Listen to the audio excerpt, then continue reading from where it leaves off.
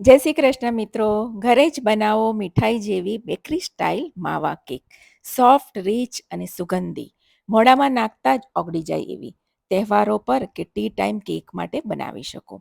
તો એને બનાવવા માટે એક બાઉલ લઈ લઈશું. એમાં 1 કપ દળેલી ખાંડ, અડધો કપ દહીં અને અડધો કપ તેલ નાખીશું. તેલ ફ્લેવર વગરનું લેવાનું છે અને એને બરાબર મિક્સ કરી લઈશું.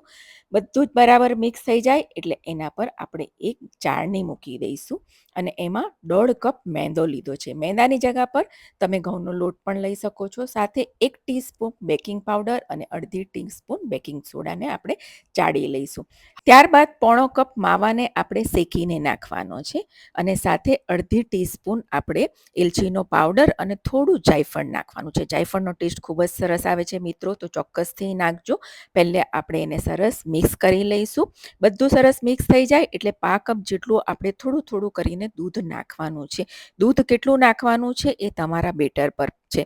મારામાં 1/2 કપ જેટલું ગયું છે અને જુઓ આ રીતનું સરસ બેટર થઈ જાય. ગ્રીસ કરેલા અને બટર પેપર રાખેલા મોલ્ડમાં આપણે લઈ લઈશું. મેં ગોળ લીધું છે, તમે ચોરસ અથવા બીજી કોઈ પણ શેપ લઈશો. એને બરાબર આપણે ટેપ કરી લઈશું. ઉપરથી બદામ અને પિસ્તાથી સરસ ગાર્નિશ કરીને ટેપ કરી લઈશું અને ત્યારબાદ ઓવનને 170 ડિગ્રી પર આપણે પ્રીહીટ કરીશું અને 35 મિનિટ માટે બેક કરી લઈશું. તમે ચાહો તો કઢાઈમાં પણ કરી શકો છો. અને જુઓ મેં અહીં 35 મિનિટ થઈ ગઈ છે ને આપણે ચેક કરી લઈએ.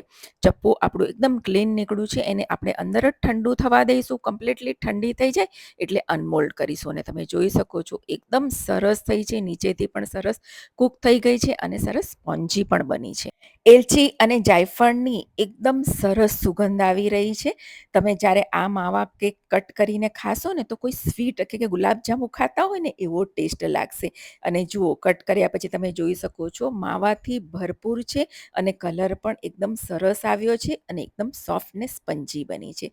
તો ચોક્કસથી રેસીપીને ટ્રાય કરજો. આવજો.